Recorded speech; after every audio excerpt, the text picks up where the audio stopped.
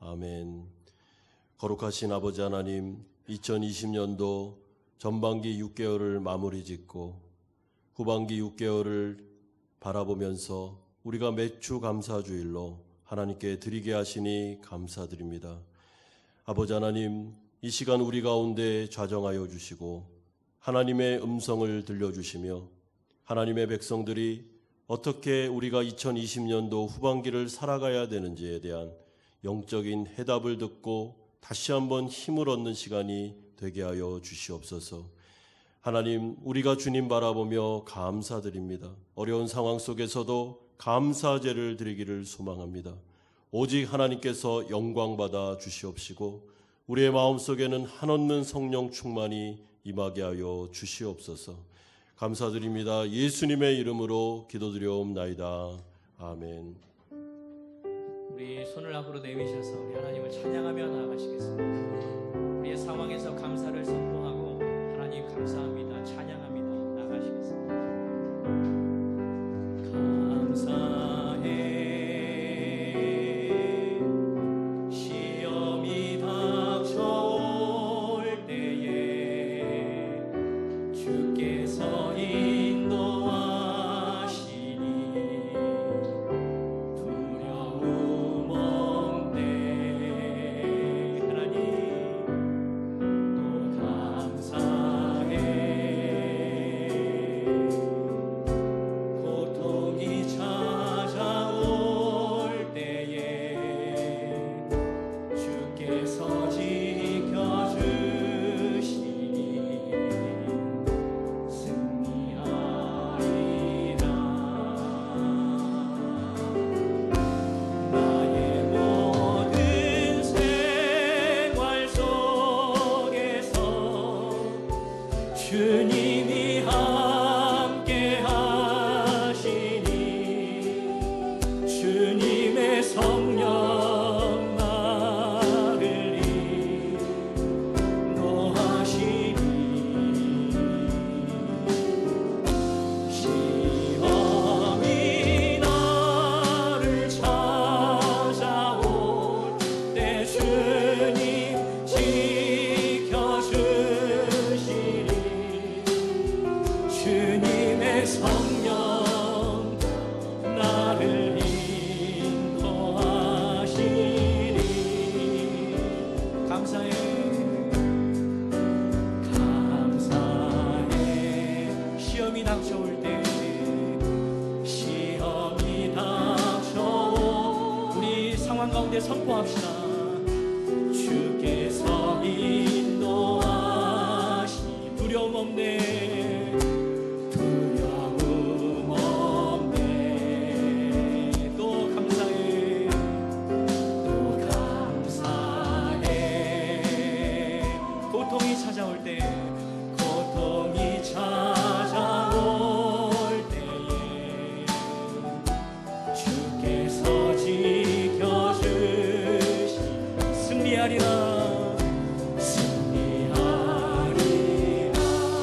우리 다 같이 고백합시다.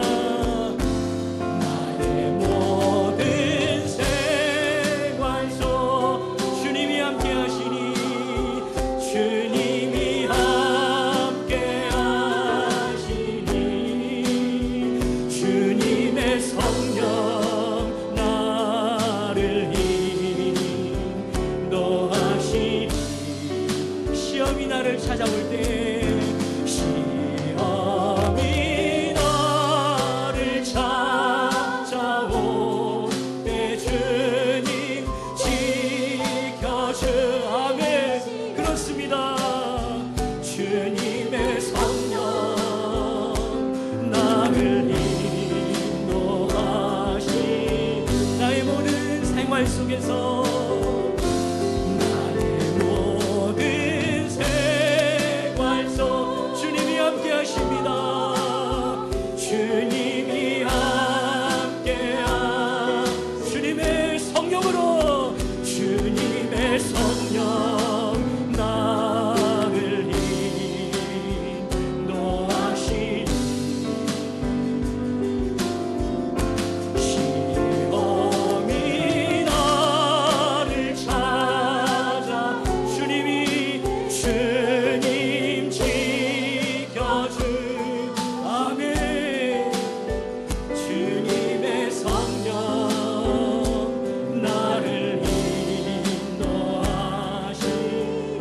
다시 한번 고백합시다.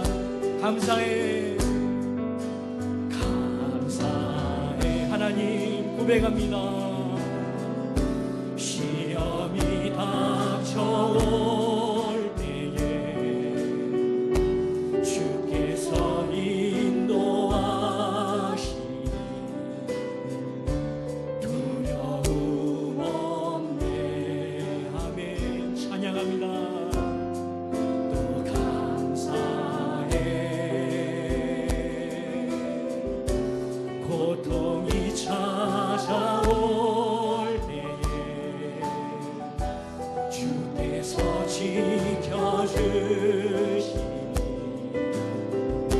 승리하리라.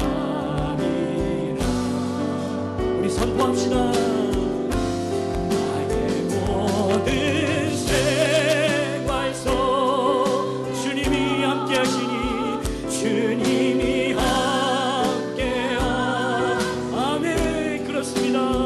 주님의 성령 나를 인도하시니 시험이 있을 때도 시험이 나를 찾아올 때 주님 지켜주시니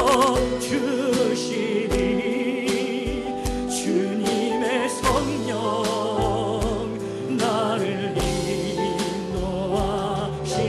나의 모든 생활 속에서 나의 모든 생활 속 주님을 찬양합니다.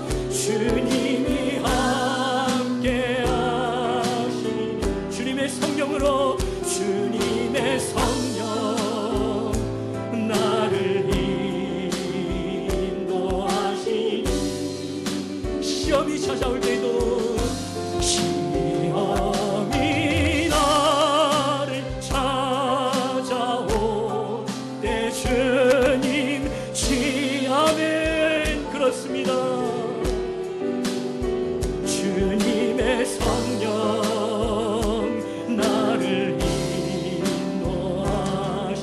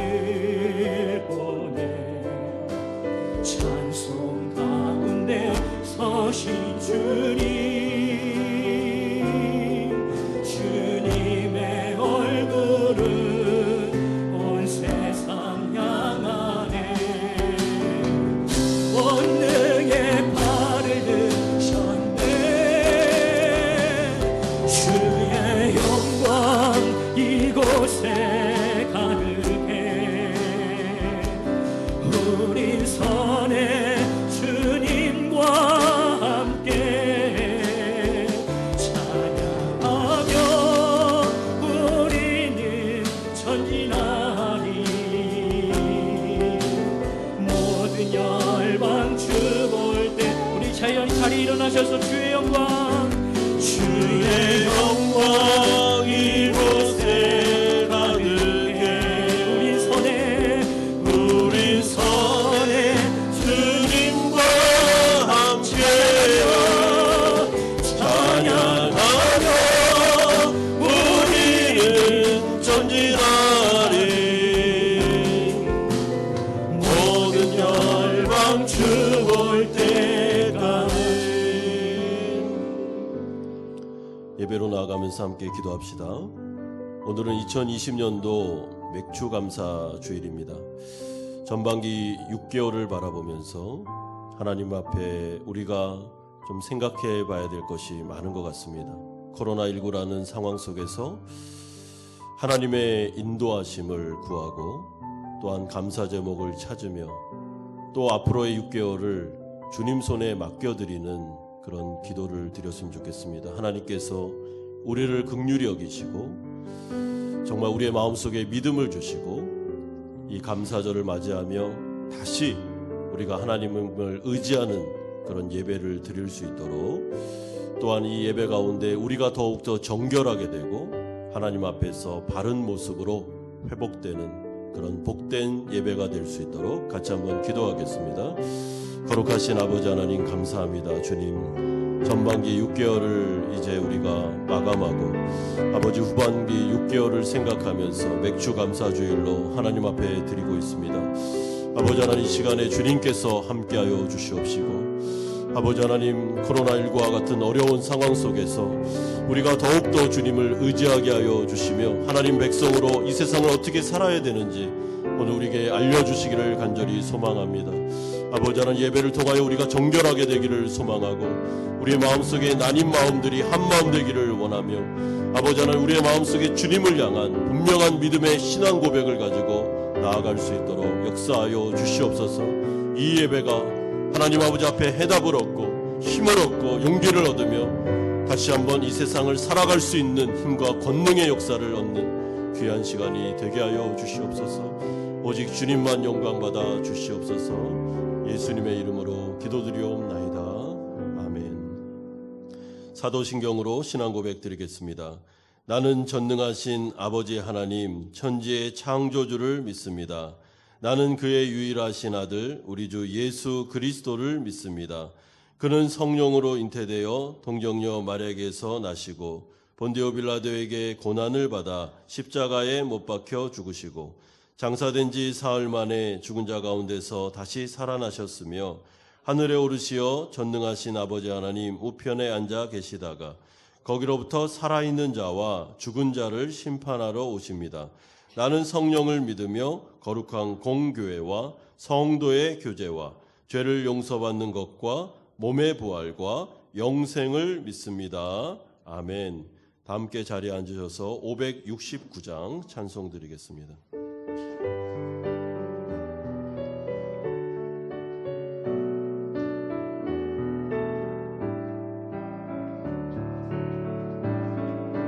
선한 목자 되신 우리 주 항상 인도하시고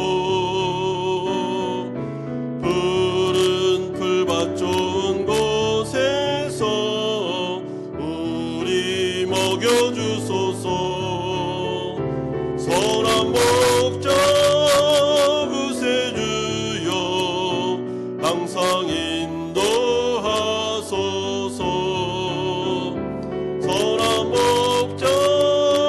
구세주여 항상 인도하소서. 양의 문이 되신 예수여 우리 영접하시고 길을 잃은 양의 무리를 항상 인도하소서. 선한 목자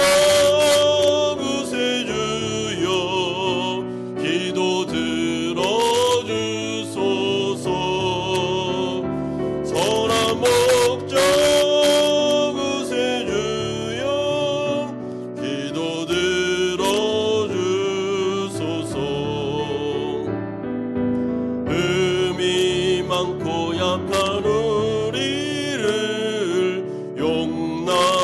하여 주시고 주의 넓고 크신 은혜로 자유 얻게 하셨네. 선한 목자 구세주여 지금 나아갑니다. 선한 목자 구세주여 지금 나아갑니다. 일찍 주를 따라서 살아가게 하시고 주의 크신 사랑 베푸사 따라가게 하소서. 선한 목자 구세주여 항상 인도하소서. 선한 목자 구세주여 항상 인도하소서.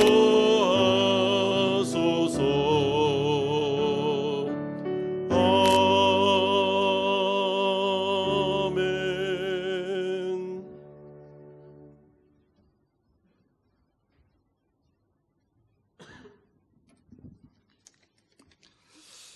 신고 거두게 하시는 하나님, 오늘은 맥주 감사주일입니다. 항상 기뻐하라, 쉬지 말고 기도하라, 범사에 감사하라 말씀하신 주님, 지난 모든 호치민 삶이 주님의 은혜이며 사랑임을 고백합니다. 이 모든 것이 우리를 향하신 하나님의 뜻임을 믿습니다. 지금까지 우리를 지켜주심에 감사를 드립니다. 이 거룩한 주일에 주님의 이름을 찬양합니다. 주님의 이름으로 모여 예배 드려오니 받아 주시옵소서. 우리가 드려지는 예배가 마음을 모아 신령과 진정으로 드리는 영적인 산 제사가 되게 하옵소서.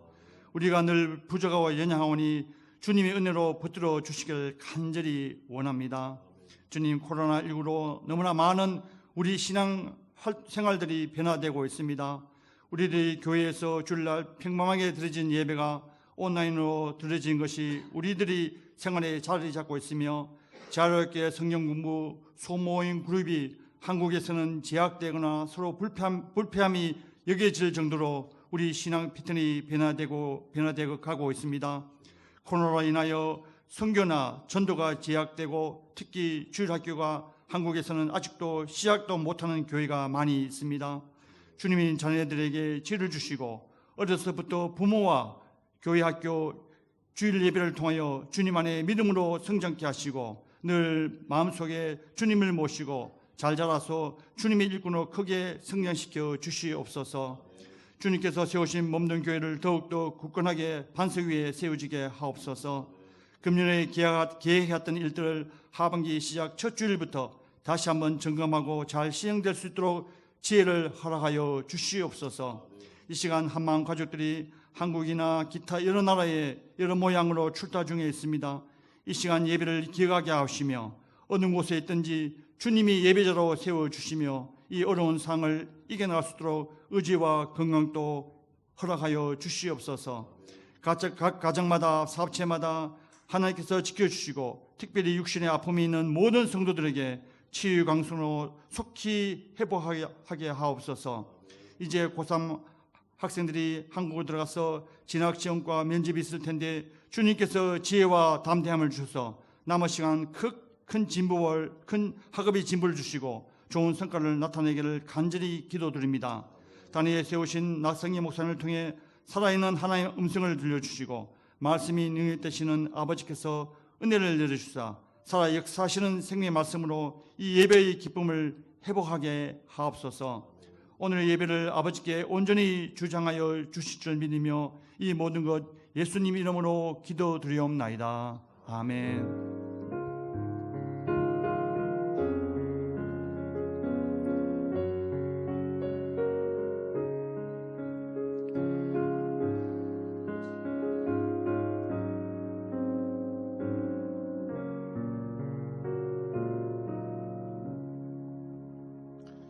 오늘 우리에게 주신 하나님의 말씀은 구약 성경 룻기서 1장 1절에서 22절까지의 말씀입니다.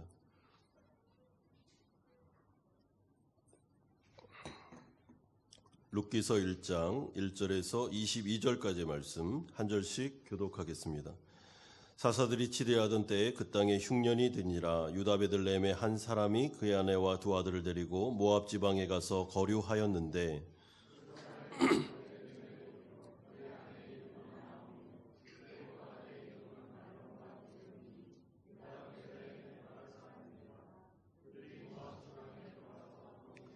나오미의 남편 엘리멜렉이 죽고 나오미와 그의 두 아들이 남았으며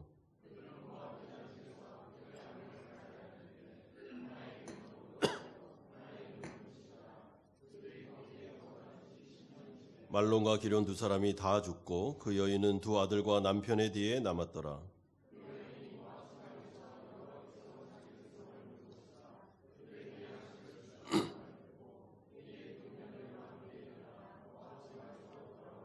있던 곳에서 나오고 두 며느리도 그와 함께하여 유다 땅으로 돌아오려고 길을 가다가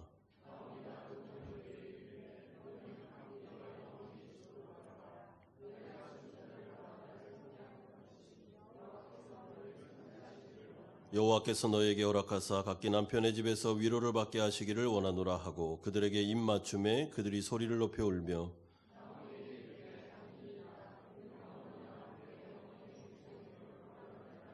나오미가 이르되 내 딸들아 돌아가라. 너희가 어찌 나와 함께 가려느냐. 내 태중에 너희의 남편 될 아들들이 아직 있느냐.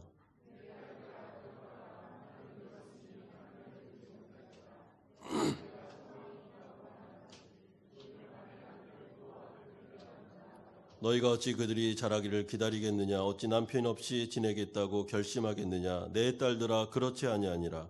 여호와의 손이 나를 치셨으므로 나는 너희로 말미암아 더욱 마음이 아프도다 하매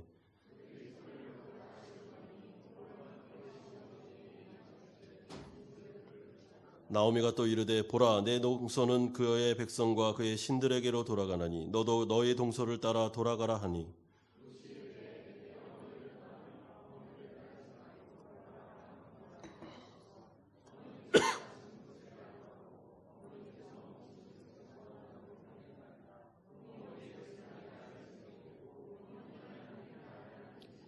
어머니께서 죽으시는 곳에서 나도 죽어 거기 묻힐 것이라. 만일 내가 죽는 일 외에 어머니를 떠나면 여호와께서 내게 벌을 내리시고 더 내리시기를 원하나이다 하는지라.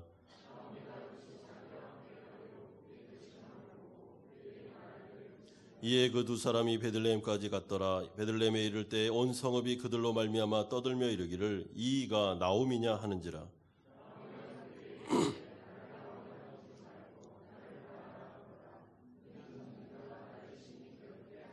내가 풍족하게 나갔더니 여호와께서 내게 비어 돌아오게 하셨느니라. 여호와께서 나를 징벌하셨고 전능자가 나를 괴롭게 하셨거늘 너희가 어찌 나를 나오미라 부르느냐 하니라. 나오미가 모압 지방에서 그의 며느리 모압 여인 룻과 함께 돌아왔는데 그들이 보리 추수 작할 때에 베들레헴에 이르렀더라. 아멘. 오늘은 우리가 매년 7월 첫 번째 주일로 지내는 맥주 감사절로 보내고 있습니다. 성경적으로 맥주절은 오순절을 말합니다. 그러나 한국교회는 한국교회의 문화와 전통에 따라서 오순절을 부활절 이후 50제인 성령 강림절로 지내고 맥주절은 7월 첫 번째 주일로 구별하여 지키고 있습니다.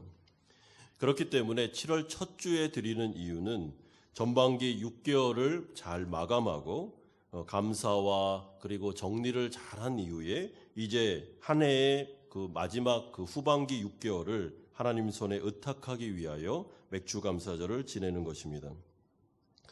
하지만 우리가 오늘 맞이하고 있는 2020년도 우리의 좀 올해의 맥주 감사절은 여러 가지 면에서 좀 생각할 부분이 많이 있다고 생각됩니다. 왜냐하면 우리가 예상하지 못했던 코로나19와 같은 상황 속에서 우리는 맥주 감사절을 지내고 있기 때문에 그렇습니다.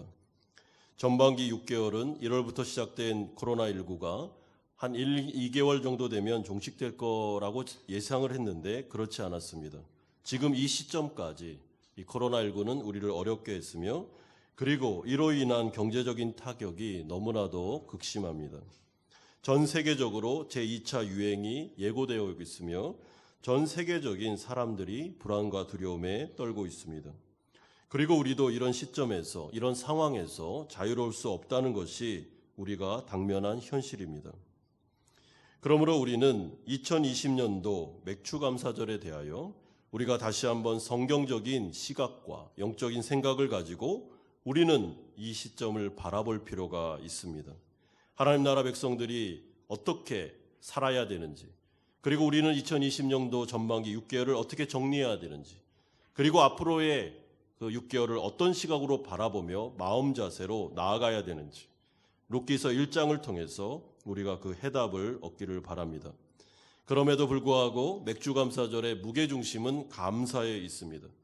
그렇기 때문에 우리는 감사의 조건을 찾을 필요가 있습니다.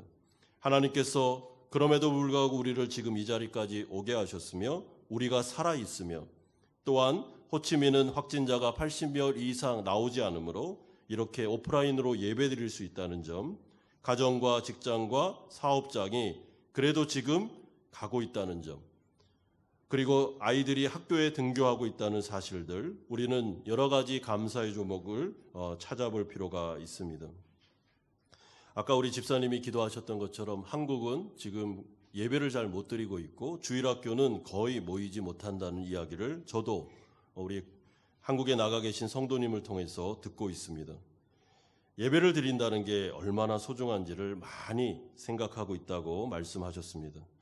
이런 점에서 감사를 비롯한 그리고 정리와 또 미래를 향한 기대와 간구, 의존이 오늘 본문을 통해서 우리에게 주시는 주된 메시지라고 저는 생각합니다. 첫 번째 우리가 살펴볼 내용은 예기치 못한 고난이 나오미의 가정에 불어닥친 것을 1절에서 5절에 살펴볼 수 있습니다. 오늘 룻기서 1장은 유다 베들레헴에 큰 흉년이 닥쳤고 이로 인해서 나오미의 가정이 모압으로 이주하는 내용으로 시작하고 있습니다. 2절을 보시면 나오미의 가정은 남편 엘리멜렉과 두 아들이 있었습니다. 말론과 기럧이었습니다. 베들레헴에 극심한 흉년이 닥치자 이들은 비교적 물이 넉넉하고 그리고 목초지가 좋은 모압으로 이주하기를 결정했는데 그 이주는 임시 방편적으로 흉년을 피하는 것이 아닌 완전한 이민을 뜻하는 것입니다. 그래서 이들은 이민을 계획하여 이민을 진행시켰고 드디어 모압에 가서 정착을 했습니다. 그런데 이들이 기대했던 것은 달리 예상치 않은 일이 갑자기 벌어졌습니다. 남편 엘리멜렉이 갑자기 죽는 일이 나타났습니다. 그리고 그 이후에 말론과 기럧이 그 모압 여인들, 그러니까 오르바와 룻과 결혼을 합니다. 그리고 나서 10년이 지났습니다. 그런데 10년이 지난 이후에 이들에게는 아들이 없는, 그러니까 어떻게 보면은 자녀를 낳지 못하는 일이 또한 벌어지고 말았습니다. 그런 이후에 이들이 모압에 이주한 지 한 10년이 지났을 즈음에 예상치 못한 불행이 또 겹쳐서 닥쳤는데 말론과 기럧마저도 사망하는 일이 벌어졌습니다. 그래서 5절 말씀은 이 가정에 대한 이런 어려움에 대하여 이렇게 말씀하고 있습니다. 말론과 기럧 두 사람이 다 죽고 그 여인은 두 아들과 남편의 뒤에 남았더라. 남편과 두 아들의 뒤에 남았다. 여기서 남편과 두 아들은 모두 다 죽었죠. 그렇기 때문에 이 나오미의 인생을 바라보면서 이의 삶도 마치 죽은 자와 같은 극심한 어려움으로 들어갔다라는 것이 이 배경 설명입니다. 여러분 우리가 알다시피 이 당시는 가부장적인 사회이기 때문에 남자가 없다는 것, 그리고 아들이 없다는 것은 그들의 미래가 없다는 것, 소망이 없다는 것을 뜻합니다. 여러분 그러면 우리가 이 나오미의 인생이 갑자기 왜 이렇게 어려워졌을까? 그 이유가 무엇일까를 생각해 볼 필요가 있죠. 사람들은 누구나 예상치 못한 일이 닥치면 왜라는 질문을 던집니다. 우리는 그것이 우리의 본성입니다. 그런데 오늘 본문을 유심히 살펴보면, 아주 자세하게 살펴보면 사실은 그 이유가 잘 나오지 않습니다. 이유를 찾기가 어렵습니다. 여러분 우리 그 선배 세대 때는 이 본문을 전통적으로 해석을 많이 했습니다. 그래서 나오미가 그리고 나오미와 엘리멜렉이 모압으로 간 게 잘못된 거다. 잘못된 선택을 해서 하나님이 이들을 징계하신 거다. 이렇게 보는데 사실은 요즘에는 그렇게 보지 않습니다. 이 부분에 대해서 모르겠다. 이 성경이 침묵하고 있기 때문에 우리가 굳이 그 이유를 막 억지로 막 끄집어낼 필요가 없다라는 것이 성경 신학자들의 대세적인 해석입니다. 저도 그것을 따르고 있습니다. 물론 20절과 21절을 보시면 나오미 스스로가 자신의 이 인생에 대하여 이렇게 말합니다. 이는 전능자가 나를 심히 괴롭게 하셨음이라 여호와께서 나를 징벌하셨고. 그런데 이것은 어디까지나 나오미가 자신을 바라보는 자신의 생각입니다. 하나님의 시각이라든지 아니면 룻기서 전체가 이것을 지지한다고 말하지 않습니다. 어떻게 보면 나오미의 한탄이죠. 그렇기 때문에 굳이 우리가 이 부분에 대해서 나오미의 가정이 이런 극심한 고난을 당한 것에 대하여 어떤 이유를 그냥 억지로 끄집어낼 필요가 없습니다. 여러분, 제가 이런 그 신학적인 주장에 대하여 제가 이것을 받아들이는 이유는 성경에 보면 고난은 세 가지의 종류가 있습니다. 욥의 고난 같은 경우는 의로운 고난이죠.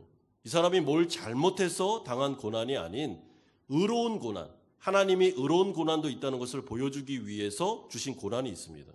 그래서 욥의 의로운 고난은 예수 그리스도의 의로운 고난과 연결됩니다. 그리고 베드로전서를 보면 의로운 고난이라는 얘기가 나옵니다. 잘 믿음으로 살고 있는데 갑자기 어려움이 닥치는 거죠. 그런가 하면 다윗과 요셉과 같은 경우는 그들의 당한 고난이 훈련을 위한 고난이었습니다. 이 사람들을 지도자로 만들기 위해서 하나님이 연단을 통해 주신 고난도 있습니다. 하지만 성경에는 그뿐만 아니라 사사기와 같이 정말 이스라엘 백성들이 잘못해서 주신 고난도 있다는 것을 알게 됩니다. 그러니까 여러 가지 다양한 이유 가운데 고난이 오는 것이죠. 그러므로 오늘 우리는 이 가정에 왜 이런 어려움이 왔는지 그 이유보다도 사실은 오늘 본문이 이야기하고 있는 포인트는 이 가정 가운데 하나님께서 분명한 메시지를 주셨다라는 것입니다. 하나님은 하나님 나라 백성들에게 하나님의 돌보심과 인도하심에 대한 약속을 주셨습니다. 하나님의 주권에 따라 우리의 인생은 인도함을 받습니다. 그럼에도 불구하고 우리가 살고 있는 이 세상은 이미 악과 죄로 인하여 뒤틀려져 있는 정상적이 아닌 상태가 되어 있는 것입니다. 그렇기 때문에 하나님 나라 백성들도 믿지 않는 자들과 마찬가지로 이 세상을 살아가고 있기 때문에 어쩔 수 없이 함께 겪고 당해야 되는 고난들이 있습니다. 그리고 그것은 우리가 피조물이기 때문에, 창조주가 아니기 때문에 이렇게 거부할 수가 없습니다. 예를 들어서 우리의 아주 가까운 사람이 죽음을 당하게 되었을 때 우리는 그 죽음을 막을 수가 없습니다. 그리고 갑자기 경제적인 어려움이 와서 이 가세가 기울어질 때 이것을 있는 힘을 다해 떠받들지만 사실은 막아내기 힘든 상황이 올 때도 있습니다.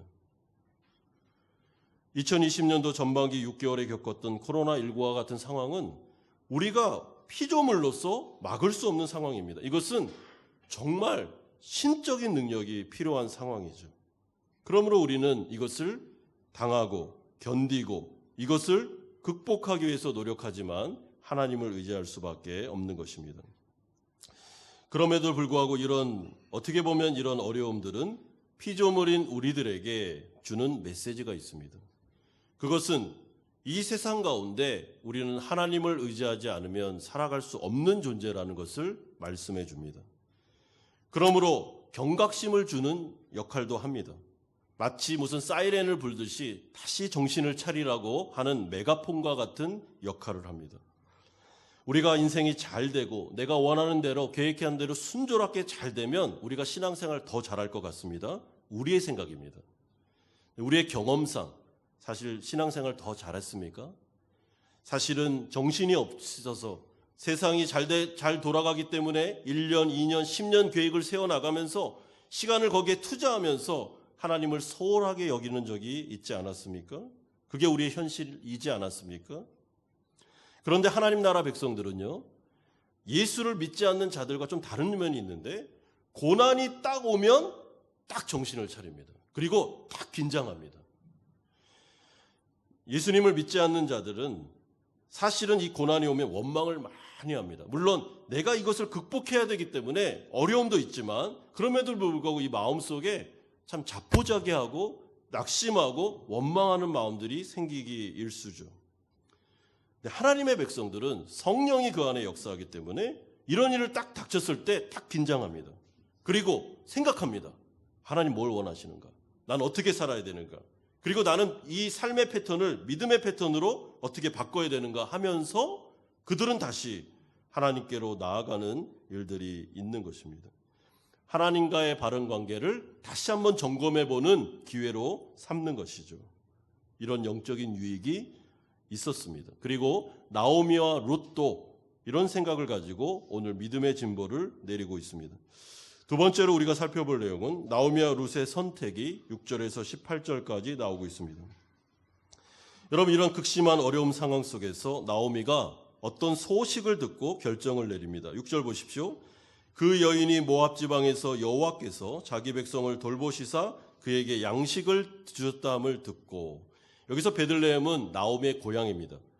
약속의 땅, 고향 땅에 이제 하나님이 큰 흉년을 끝내고 거기에 다시 양식을 주고 풍년을 일으켜 주셨다는 소문이 들렸습니다. 그리고 나오미는 그 말을 들은 이후에 자신의 며느리들 룻과 오르바를 데리고 베들레헴으로 돌아갈 결심을 하게 됩니다. 그리고 실행에 옮겨서 이제 베들레헴으로 가는 길목에 서 있습니다. 그런데 그때 갑자기 나오미가 두 며느리를 향해서 8절과 9절과 같은 이야기를 합니다. 요지는 이렇습니다. 너희들은 베들레헴으로 함께 가면 안 된다. 너희들은 모압 여인이기 때문에 과부인 상태로 이방인이 베들레헴으로 가면 재혼할 가능성도 0%일 뿐만 아니라 굉장히 어려움을 당할 수 있다. 그러니까 가지 말고 나 혼자 갈 테니까 모압으로 돌아가서 다시 재혼해서 너희들의 인생을 잘 살기를 바란다. 시어머니로서 마지막 배려를 하는 거다라고 강건하는 내용이 나옵니다. 근데 이 말을 듣고 물론 두 며느리 다 처음에는 같이 가겠다고 말하지만 오르바는 설득이 되어 모압으로 내려가게 됩니다. 하지만 룻이 이 말을 듣고 어떤 반응을 보이는지가 오늘 설교에서 가장 중요한 핵심적인 부분입니다. 여러분 16절 보십시오. 어머니께서 가시는 곳에 나도 가고 어머니께서 머무르시는 곳에서 나도 머물게 있나이다. 17절에 어머니께서 죽으시는 곳에서 나도 죽어 거기 묻힐 것이라 만일 내가 죽는 일 외에 어머니를 떠나면 여호와께서 내게 벌을 내리시고 더 내리시기를 원하나이다. 그러면서 14절 하반절 보면 룻은 그를 붙쫓았다라고 설명하고 있습니다. 여기서 히브리어 붙쫓았다라는 말은요, 아주 그냥 좀 쉽게 얘기하면 그 사람 나오미의 옷을 잡고 늘어졌다 이런 뜻입니다. 꽉 잡고 절대로 어머니 떠나지 않습니다. 죽는 그날이 어머니와 저는 헤어지는 날입니다 라고 이야기를 했다는 것이죠. 그리고 자기가 왜 이렇게까지 붙잡으면서 당신과 함께 베들레헴에 가겠다는 그 의지의 표현을 하는지 그 이유를 설명하고 있습니다. 16절 하반절 보십시오. 어머니의 백성이 나의 백성이 되고 어머니의 하나님이 나의 하나님이 되시리니. 나오미의 설득이 이랬습니다. 너 베들레헴에 가면 재혼할 퍼센트가 0%고 너는 끼니를 걱정할 정도로 굉장히 어렵게 살 수밖에 없어 라고 말했습니다. 그런데 룻의 고백은 무엇이냐면 어머니, 제가 어머니를 통해서 하나님을 알게 되었고 하나님을 믿게 되었습니다.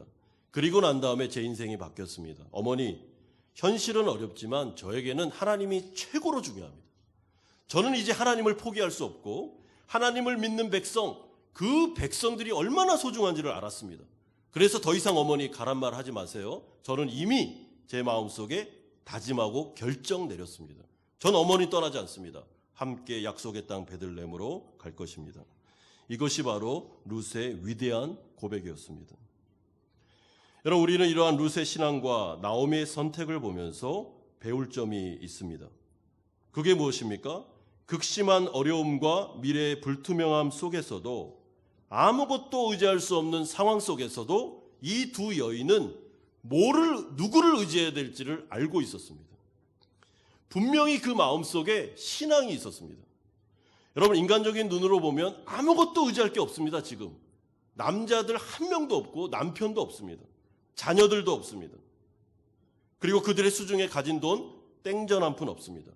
어떻게 보면 완전히 알거지가 돼서 베들레헴을 향한 길목에 서 있습니다.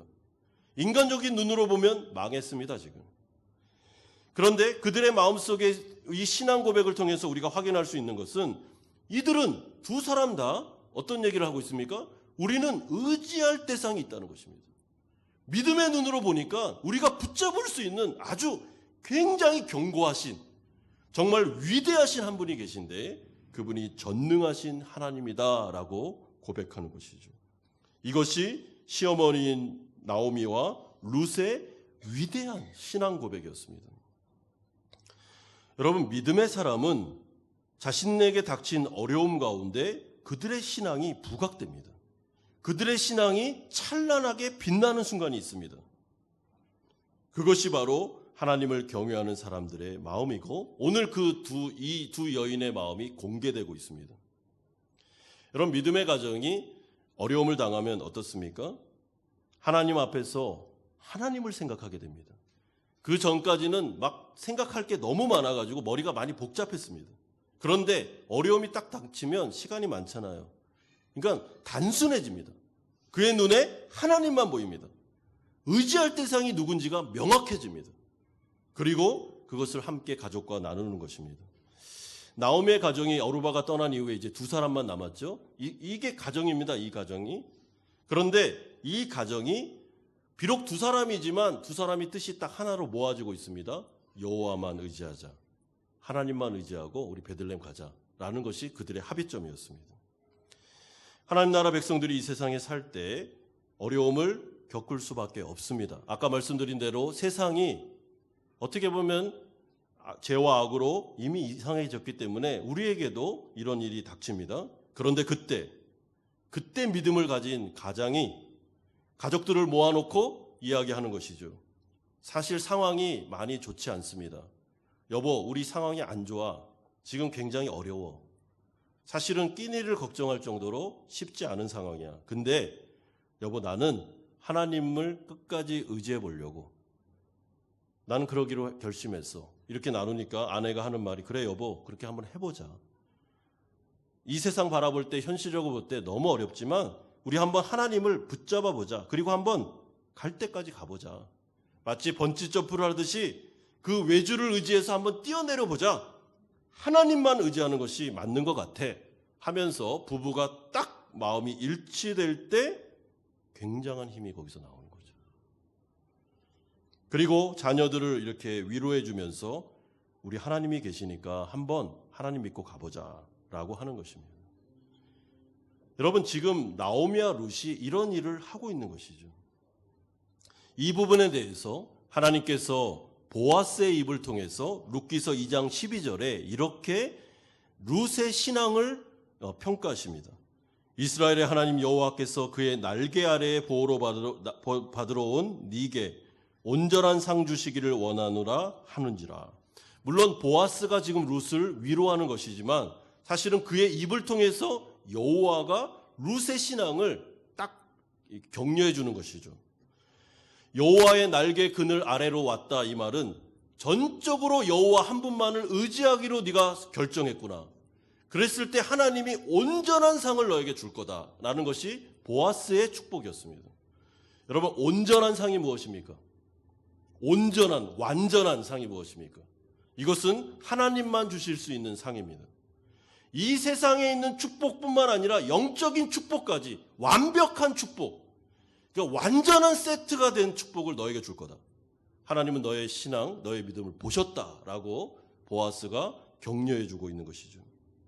사랑하는 여러분, 우리가 이 세상을 살아갈 때 우리의 마음속에 있는 생각들과 우리의 마음속에 있는 신앙과 믿음은 눈에 안 보입니다.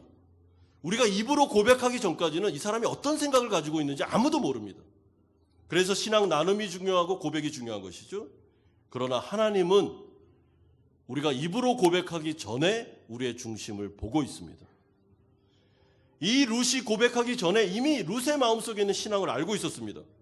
온전한 믿음과 위대한 신앙이 그에게 있었다는 것을 하나님은 확인하셨습니다. 그리고 어떻게 합니까? 그를 축복하기 시작하는 것입니다.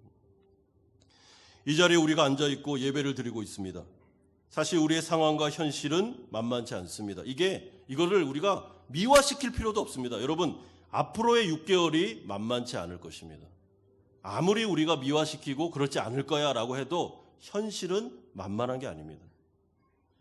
그럼에도 불구하고 나의 마음속에, 이 자리에 앉아 계시는 성도님들의 마음속에 예배를 드리면서 원망하거나 불평하거나 아니면 막 자포자기하거나 그런 것이 아니라 그래도 하나님 의지하고 한번 이 믿음을 가지고 예배를 드리자. 하나님 살아계시고 그분이 전능하신 분이신데 내 인생을 주장하는 분인데 그분에게 한번 의지하고 맡겨보자 라는 그 마음의 변화를 하나님 아신다는 것입니다. 읽고 있다는 거예요. 그리고 기뻐하신다고 말씀합니다. 마지막 세 번째로 보리추수 시작할 때 나오미와 룻이 베들레헴에 도착하는 장면이 19절에서 20절에 나옵니다. 여러분, 이 위대한 고백을 하고 나서 이들이 베들레헴에 도착했는데 그 이후에 이들의 인생이 갑자기 변화되지 않습니다. 여러분, 상황은 똑같습니다. 그 고백이 20절에 나옵니다. 나오미가 이렇게 말합니다. 나를 나오미라 부르지 말고 나를 마라라 부르라. 이는 전능자가 나를 심히 괴롭게 하셨음이니라. 21절에 내가 풍족하게 나갔더니 여호와께서 내게 비어 돌아오게 하셨느니라.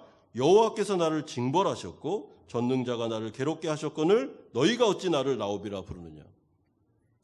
자, 보십시오. 위대한 고백을 했습니다. 베들레헴으로 왔습니다.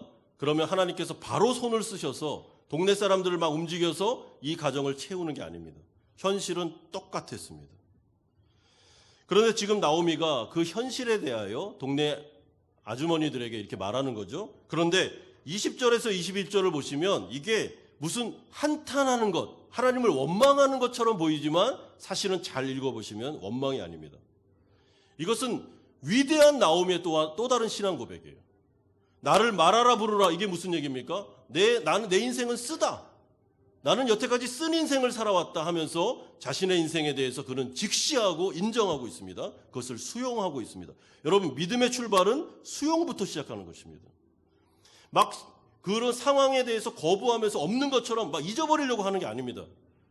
여러분, 믿지 않는 사람들이 어려움을 당하면 막 술을 먹잖아요. 왜냐하면 잊어버리고 싶어서. 이 현실이 너무 어려우니까 그냥 잊고 싶어서 그렇게 하는데 하나님 나라 백성들은 그렇게 하시면 안 됩니다. 직시해야 됩니다. 그거를 받아들이는 거죠. 이게 믿음의 출발점입니다. 그리고 나서 어떻게 합니까? 전능자가 나를 치셨다. 전능자가 나를 돌아오게 했다. 이게 무슨 말이냐면 하나님의 주권을 인정한다라는 고백이죠. 이 상황이 이렇게 어려운 거에 대해서도 나 하나님의 주권을 인정한다. 하나님의 손 안에서 이루어지고 있다는 것을 나는 받아들이겠다라는 믿음의 고백입니다. 그리고 어떻게 합니까? 이 고백에 묻어있는 그 정성, 나오미와 룻의 신앙으로 볼 때 이제 나오미가 다시 한번 베들레헴에 도착한 이후에 자신의 인생을 하나님께 의탁하고 하나님께 맡기는 고백을 드리고 있는 것입니다. 그랬을 때 22절은 오늘 1장의 이 본문을 이렇게 마무리 짓고 있습니다. 나오미가 모압 지방에서 그의 며느리 모압 여인 룻과 함께 돌아왔는데 그들이 보리추수 시작할 때에 베들레헴에 이르렀더라. 왜 굳이 보리추수 시작할 때 왔다는 말을 강조할까요?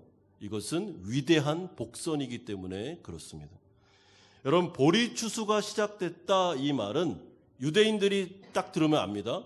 여기에 이제 다시 풍년이 들었으며 이제 나오미와 룻에 대하여 하나님께서 베들레헴에 주신 양식을 주신 그 사건을 통해 이들을 책임지고 먹이겠다라는 복선이 여기에 포함되어 있는 것이죠. 그러므로 보리추수 시작할 때에 나오미와 룻이 베들레헴에 이르렀다 왔다라는 말 속에는 하나님의 의지와 하나님의 약속이 포함되어 있는 것입니다. 이렇게 번역할 수 있습니다. 이제부터 내가 나오미와 룻의 신앙을 보았으며 이들의 그 신앙 고백을 통하여 영광을 받았다. 그러므로 전능하신 여호와 내가 말하노니 이들을 내가 이제부터 책임지고 보호하며 이들을 회복시키겠다라는 것이 여호와 하나님의 위대한 선언인 것입니다. 그리고 우리가 알다시피 룻기서 2장부터 4장에 가보면 예상치 못한 축복이 이 나오미의 가정에 임하게 됩니다. 이들은 그냥 끼니를 채우고 먹고 살기 위해서 그냥 근근히 살아남기 위해서 베들레헴으로 왔지만 여호와는 이들의 믿음을 보시며 어떻게 하셨습니까? 예상하지 못하는 온전한 삶, 그러니까 하나님의 나라의 별처럼 빛나는 신앙의 가문이 될 수 있을 정도로 하나님은 이들을 채우시고 축복하는 역사가 룻기서 4장에 마무리되고 있습니다. 사랑하는 여러분, 우리가 맥주 감사절을 오늘 보내고 있는데 저는 2020년도의 맥주 감사절은 우리가 여태까지 지냈던 맥주 감사절과 좀 다르다고 생각합니다. 물론 한국 사람들은 예전에 그런 우리 금융위기를 또 겪어본 적이 있죠. 그런데 이 코로나19라는 상황은 정말 인간이 감당할 수 없는 그런 바이러스입니다. 여러분, 이것은 우리의 영역이 아닙니다. 여러 가지 백신과 치료제가 개발되고 있지만은 은혜가 필요합니다. 2020년도를 맞이하는 이 맥주절에 전반기 6개월을 바라보면서 또한 후반기 6개월을 우리가 기대하고 생각하면서 이 룻기서 1장을 통해서 배워야 되는 핵심 메시지는 이 상황을 직시하되 전능하신 하나님만을 의지하라라는 것이 위대한 메시지입니다. 그리고 그 결정은 우리가 하는 것입니다. 다른 사람이 해주는 게 아닙니다. 이 자리에 앉아 계시는 여러분들이 각자 다 하셔야 됩니다. 저도 마찬가지고요. 우리의 가정과 직장과 사업장을 생각할 때 또한 교회를 바라볼 때 저는 이 말씀을 통해서 오늘 그 결정을 하는 것이죠. 하나님께 맡기는 것입니다. 하나님, 한마음 연합교회를 주님 손에 맡겨드립니다. 모르겠습니다. 6개월이 어떻게 될지. 그러나 전능하신 하나님 손 안에 있음을 믿습니다. 상황을 직시하고 우리가 할 수 있는 최선을 하겠습니다. 그러나 주님, 하나님 책임져 주십시오. 주님 살아계심을 보여주십시오. 이것이 믿음의 결정인 것입니다. 여기 앉아 계신 모든 성도님들도 룻과 나오미가 했던 결정처럼 미래가 불투명하고 어렵지만 그럼에도 불구하고 우리에게는 믿을 만한 분이 계시다는 것을 생각하면서 그분에게 나아가 하나님 의탁합니다. 주님, 우리 가정을 책임져 주시고 나의 자녀들과 또 우리 사업처와 직장과 우리 교회를, 우리 나라를 주님께서 책임져 주시옵소서. 그랬을 때 하나님께서 그 믿음을 보시고 하나님이 위로하시며 돌보시는 역사가 일어나게 될 것입니다. 비록 눈에 보이지 않지만 위대한 고백이, 위대한 믿음이 우리를 살릴 것입니다. 의인은 믿음으로 말미암아 살리라, 이 말씀 붙잡으시고 우리에게 주어질 남은 6개월을 정말 현실을 잘 버티시며 믿음으로 승리하시는 우리 성도님들 되시기를 주님의 이름으로 축원드립니다. 같이 한번 기도하는 시간을 갖겠습니다. 전반기 6개월을 바라보면서 우리가 이걸 미화시키지 말고 현실을 현실로 인정하고 하나님 앞에서 감사의 제목도 있지만 또 하나님께 기도하고 간구해야 될 제목이 많은 것 같습니다. 하나님께 말씀드리고, 하나님, 저의 현실이 지금 이렇습니다. 사실은 어려움이 많습니다. 하나님 도와주시옵소서. 그리고 룻과 나오미처럼 하나님 의지합니다. 의지하겠습니다. 하나님 책임져 주십시오. 우리 사업장과 직장과 또 우리 교회와 우리 또 자녀들, 정말 우리 고3 자녀들은 이 어려움 속에 한국에 가게 되었는데 이런 모든 순간들, 그리고 한국에서 돌아오지 못하고 있는 우리 사랑하는 성도들, 남은 6개월 동안 하나님 기적의 역사를 베풀어 달라고, 우리를 불쌍히 여겨달라고 우리 간절하게 같이 한번 기도하겠습니다. 거룩하신 아버지 하나님, 맥주 감사절을 맞이하면서 2020년도 전반기 6개월을 우리가 총정리하고 결산하고 또 후반기 6개월을 바라보며 나아가기를 소망합니다. 하나님, 코로나19와 같은 상황 속에서 우리의 현실은 그렇게 녹록한 상황이 아닙니다.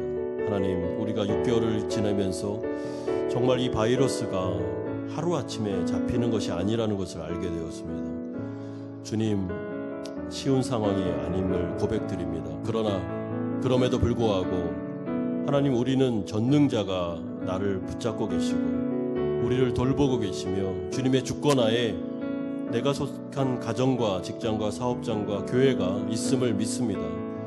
하나님 책임져 주십시오. 하나님, 나머지 우리 6개월 동안을 주님 손에 맡겨드립니다. 어떤 일이 벌어질지 우리는 예상할 수 없습니다. 그러나 하나님 함께 하심을 믿습니다. 주님, 우리 사랑하는 성도님들 붙잡아 주시고 건사하여 주시고 이 믿음을 통하여 자포자기하거나 낙심하지 않게 하시고 승리하는 인생을 살아가게 하여 주시옵소서.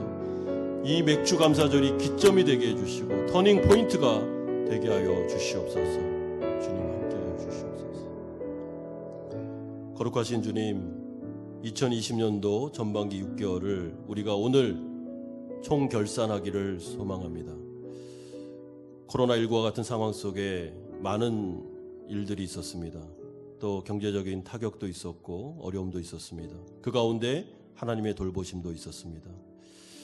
하나님, 그러나 오늘 7월 첫째 주 우리가 이것을 다 마무리 짓고 이제는 미래 6개월을 향해서 나아가기를 원합니다.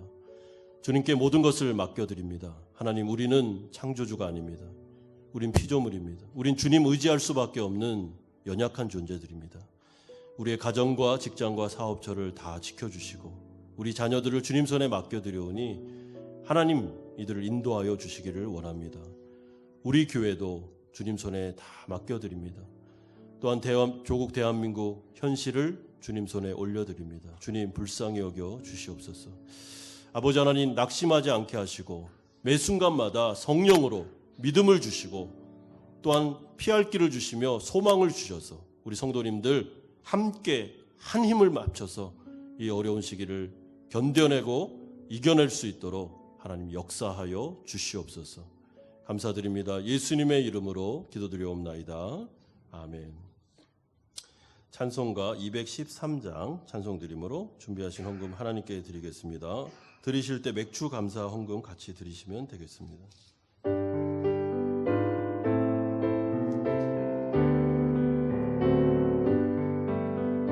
나의 생명 드리니 주여 받아주셔서 세상 살아갈 동안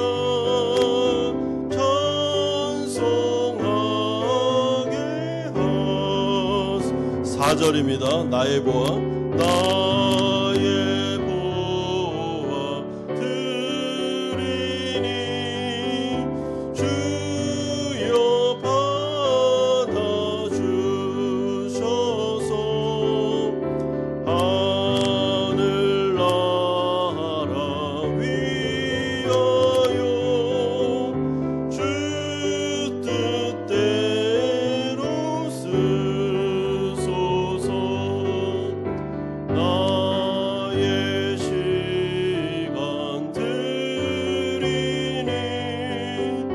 주여 받아주.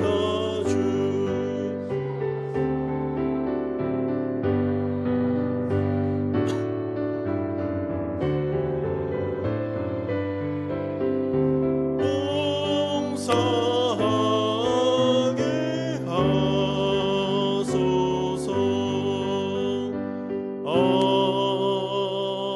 아멘. 거룩하신 아버지 하나님, 맥주 감사주의를 보내면서 하나님께 감사와 또한 기대하는 마음을 가지고 또한 간구와 소망하는 마음을 가지고 맥주 감사헌금을 주님 손에 바쳐드립니다. 또한 11조와 주일헌금과 감사헌금 또한 목적 있는 헌금을 주님 손에 드리옵나이다. 하나님께서 받으시고 흠양하셔서 하나님의 나라를 위해서 아름답게 사용해 주시기를 원합니다. 주님, 우리 사랑하는 성도님들의 2020년도 하반기 6개월을 주님의 손에 맡겨드리오니 이들의 가정과 직장과 사업장을 지켜주시고 축복하여 주시기를 원합니다. 아버지 하나님, 먹을 것과 입을 것을 주시며 피할 길을 주시고 하나님의 인도하심을 경험하는 기적의 순간들이 많아질 수 있도록 주님 역사하여 주시옵소서. 특별히 몸이 아픈 분들이 계시오니 하나님 치료하는 광선을 바라시사 하나님께서 치료하시며 정말 완치되는 역사들이 일어나게 하여 주시옵소서. 우리 자녀들 어느 곳에 있든지 코로나로 인하여 피해받지 않게 하시고 인종차별을 당하거나 불이익을 당하지 않게 보호하여 주실 뿐만 아니라 특별히 군에 있는 자녀들 안전사고 일어나지 않도록 눈동자같이 지켜보아요 주옵소서. 베트남에 있는 자녀들도 잘 자라게 하시고 특별히 고3 친구들 이 어려운 순간에 우리 해외로 한국으로 나아갔사오니 아버지 하나님 이들의 여정을 주님께서 축복하여 주시옵소서. 주님 바라봅니다. 주님 의지합니다. 우리의 인생 속에 함께해 주실 것을 믿고 예수님의 이름으로 기도드리옵나이다. 아멘. 교회 소식을 전해드리겠습니다. 오늘 좀 중요한 광고가 있습니다. 장로 재신임 및 교회 직원 항존직 장로 안수집사 임직 선거를 위한 공동의회를 공고합니다. 우리가 헌법이나 아니면 정관에 보면 공동의회, 임직을 위한 공동의회는 한 달 전에 우리가 공고하는 걸로 되어 있는데 2달 전에 말씀을 드리는 이유는 기도를 부탁드리기 위해서 하는 것입니다. 사실 2020년도 전반기에 저희가 교회 직원이라 말하면 지금 일하는 직원들을 말하는 게 아니고 항존직을 말합니다.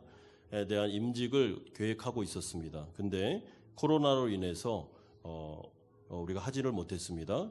그래서 운영위원들과 우리 중직자들이 지난주에 모여서 여러 가지 논의를 한 결과 결정을 하게 되었고요.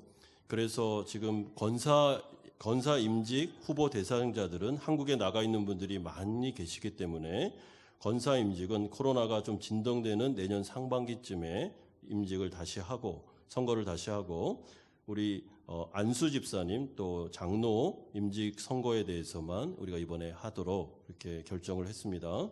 특별히 장로님 2분이 계시는데요. 장로 재신임 그 정관에 보면 장로 5년 장로를 하시면 재신임을 받게 되어 있습니다. 저희 교회는. 그래서 이번에 5년 차가 되었기 때문에 장로 재신임을 또 하게 됩니다. 일정과 장소와 방법은 나와 있는 걸 참조해 주시고요. 선거 방법은 직접 투표, 같이 모여서 투표를 하시고 한국에 계신 분들은 부재자 투표를 할 수 있도록 저희가 조치를 취하겠습니다. 그래서 장로 추천위원회가 구성이 돼야 되고 선거관리위원회가 구성이 되어서 이것을 추진해야 되는 상황입니다. 자격은 이제 정관에 다 나와 있습니다. 장로와 안수집사 그 자격에 준하여 그리고 정관의 기준에 근거하여 교회를 책임지는 항존직이기 때문에 예배생활, 봉사생활, 헌금생활, 특별히 11조 생활 그리고 본인의 동의 등을 저희가 고려하여 최종 후보를 선발하게 되겠습니다. 그리고 8월 첫 주에 최종 후보자에 대해서 저희가 공고하도록 하겠습니다. 우리가 더 이상 이 코로나가 언제 진정될지 모르기 때문에 교회가 조직을 세우는 문제에 있어서 마냥 기다릴 수 없다라는 것이 운영위원회과 중직자들의 의견이었습니다. 그리고 저희 교회는 개척된 지 이제 6년 차가 되는데 한 번도 임직을 해본 적이 없고 그리고 한인연합교회까지 소급해 본다면 10년 정도 저희가 임직을 못했습니다. 그래서 이 부분은 교회가 사실은 사과드려야 될 부분이고 임직 대상자들이 많이 계심에도 불구하고 여러 가지 상황과 어려움 속에서 우리가 교회를 유지해야 되는 부분들이 있었기 때문에 못한 거에 대해서 죄송한 말씀 드리고 이제는 임직을 저희가 해서 교회를 조직적으로 잘 세우기를 소망하는 마음이 있습니다. 그래서 여기 기록된 부분을 잘 참조해 주시고요. 여러 다른 이제 결정되는 사항들에 대해서는 계속해서 말씀드리도록 하겠습니다. 예배부 광고입니다. 오늘 맥주 감사절로 드렸는데 전반기를 잘 마무리하시고 후반기를 믿음으로 시작하시기를 바랍니다. 어려운 분들이 많이 계십니다. 그래도 힘을 내십시다. 모임 광고입니다. 교육부 모임이 오후 2시 30분에 3층에서 있겠습니다. 운영위원회 모임이 다음 주에 있습니다. 다음 주에 장로 후보 추천위원회, 선거관리위원회 구성을 위한 운영위원회로 모이도록 하겠습니다. 부서 모임을 꼭 오늘 해주시기 바랍니다. 모임이 안 되면 전화나 아니면 메신저를 통해서라도 꼭 그 부서의 상황과 건의사항이 있으시면 얘기해 주셔야지만 우리가 그 운영위원회 때 반영할 수 있으니까 꼭 모여주시면 감사드리겠습니다. 청년부 수련회가 어제 잘 마쳤습니다. 1박 2일로 붕따오에서 가봤더니 아주 고급 빌라에서 정말 잘 지냈습니다. 18명이 갔는데 방이 15개입니다. 너무 정말 한국에서는 꿈도 꿀 수 없는 그리고 전용 수영장까지 있는, 그것도 너무 저렴한 가격에 잘 다녀왔습니다. 많이 후원해 주시고 기도해 주셔서 감사드리고요. 우리 그 커피를 좀 판매를 했는데 생각했던 것보다 이상으로 수익이 나왔습니다. 후원도 많이 해주셔서 너무 감사드리고, 청년부가 오늘부터 모임이 아닌 정식 예배로 1시 반에 이제 드리게 됩니다. 그래서 제가 설교를 하게 됩니다. 우리 지하에서 예배를 드리는데요. 청년부가 많이 부흥할 수 있도록 기도해 주시면 감사하겠습니다. 특별히 광고드립니다. 코로나로 인해서 또 한국에 많이 나가 계신 관계로 우리 공예배가 조금 소홀해지는 경향이 있는데 그렇게 하지 마시고 잘 시간을 분배하셔서 새벽 예배, 수요 예배, 금요 예배 이 기도에 꼭 힘써 주시고요. 이런 어려운 시기에 마음을 모아주시면 감사하겠습니다. 지난주에 우리 김혜란 성도님 등록하셨습니다. 주님의 이름으로 환영합니다. 우리 옆에 있는 분하고 한번 인사하고 우리 주기도문 찬양하고 축도로 예배를 마치겠습니다. 우리 후반기 6개월 힘내시기 바랍니다. 한번 옆에 있는 분하고 인사해 주십시오. 예, 다 같이 일어나셔서 주기도문 찬양하고 축도로 예배를 마치겠습니다.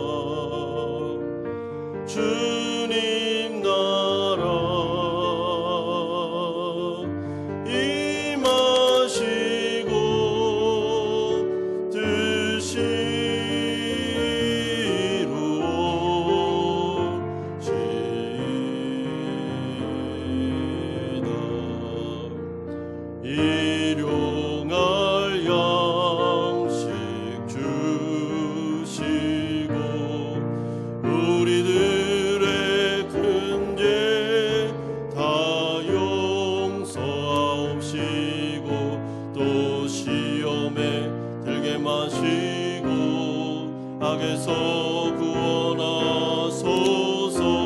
대개 주의 나라 주의 권세 주의 영광 영원히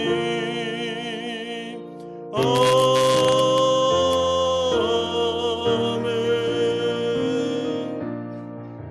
이제는 우리 주 예수 그리스도의 은혜와 하나님 아버지의 사랑하심과 성령 하나님의 교통 충만하심이 코로나19와 같은 어려운 상황 속에서도 하나님 믿고 전적으로 의지함으로 승리하기를 소망하는 사랑하는 성도님들의 머리 위에와 이들의 가정과 직장과 사업처 위에, 사랑하는 자녀들과 선교사님들 머리 위에, 사랑하는 김혜란 성도님 머리 위에 이제부터 영원토록 함께 있을지어다.